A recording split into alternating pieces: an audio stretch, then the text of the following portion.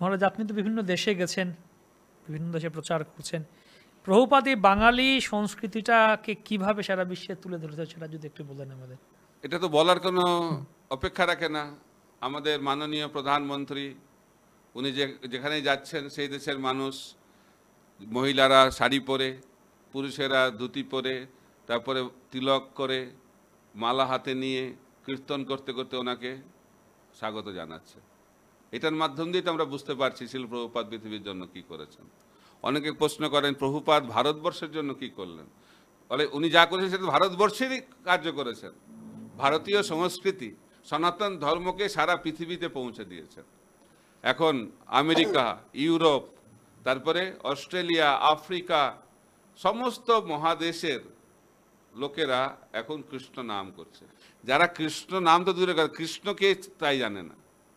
তাই ছিল প্রভুপাদের প্রচারের মাধ্যম দিয়ে আফ্রিকার জঙ্গলের মানুষ এখন কৃষ্ণ নাম করছে। জঙ্গলেও? হ্যাঁ, 4টে নিয়ম পালন করছেন, বৈষ্ণব হয়েছেন, তিলক মালা ধারণ করেছেন। এর থেকে বড় কি আর হতে পারে এই পৃথিবীতে? তাই তার যে অবদান, এটা হচ্ছে অনবদ্য অবদান। এবং এই অবদান খালি একটি দেশের মধ্যে সীমাবদ্ধ নয়, সারা বিশ্বে তিনি এটাকে ব্যাপকভাবে ছড়িয়ে দিয়েছেন। সেই জন্য আমাদের গর্ব হওয়া উচিত ভারতীয় হিসেবে। প্রভুপাদ বলছেন ভারতবর্ষের কাজ হচ্ছে দেওয়া, নেওয়া নয়, উপকার করা, উপকার নেওয়া নয়। তো তিনি ইউকেতে গেছেন, ইংল্যান্ডে গেছেন, তো রিপোর্টাররা জিজ্ঞেস করছেন স্বামীজি আপনি এখানে কি নিতে এসেছেন? কারণ তারা ভাবে এখানে আসে সবাই নিতে, কি নিতে আসে, ডলার পাউন্ড সব নিতে যায়। তখন ছিল প্রভুপাদ বললেন যে আমি তোমাদের এখান থেকে কিছু নিতে আসিনি, তোমরা তো সব নিয়ে চলেই এসেছো আগে, কিন্তু একটা জিনিস আনতে ভুলে গেছো, গীতা ভাগবতের শিক্ষাটা আনতে ভুলে গেছো, সেটা দিতেই আমি তোমার কাছে এসেছি, তোমাদের কাছে। তাই ছিল প্রভুপাদ ভারতীয় হিসেবে যে আমাদের কি করণীয়। আমরা ভাবছি যে আমরা বড়লোক দেশ নয়, পৃথিবীর মধ্যে সর্বশ্রেষ্ঠ দেশ হচ্ছে ভারতবর্ষ, সব থেকে বড়লোক দেশ হচ্ছে ভারতবর্ষ। তার সম্পদটা কি? কৃষ্ণ ভক্তির সম্পদ, সনাতন ধর্মের সম্পদ। এই এই জিনিসটা যদি ভারতবর্ষের মানুষ বুঝতে পারে তাহলে আসল ভারতবর্ষ প্রকাশিত হবে। এবং সেটি করার জন্যই ছিল প্রভুপাদ ভারতবর্ষের সীমাকে অতিক্রম করে ভারতবর্ষের ঐতিহ্যকে সারা পৃথিবীতে ছড়িয়ে দিয়েছেন।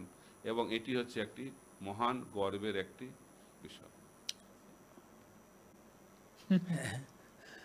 আরেকটা কথা মনে পড়ে,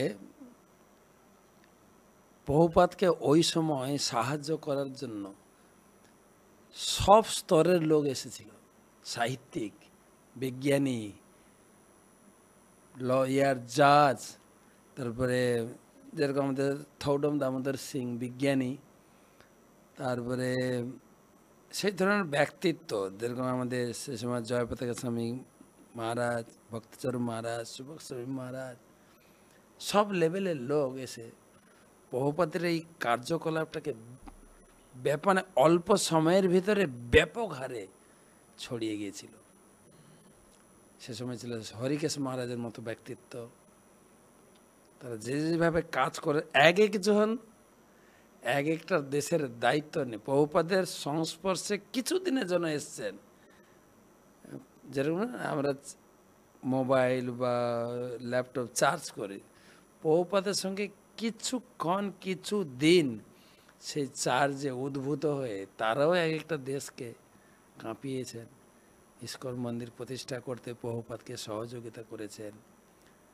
তো প্রভুপাদ আরেকটা বড় জিনিস, তার ভিতরে ভগবানের শক্তি প্রণোদিত ছিল, যার ফলে বড় বড় ব্যক্তিত্বের বড় বড় কি বলা যায় বিভিন্ন ধরনের প্রশ্নের উত্তরে জবাবও দিয়েছে প্রভুপাদ।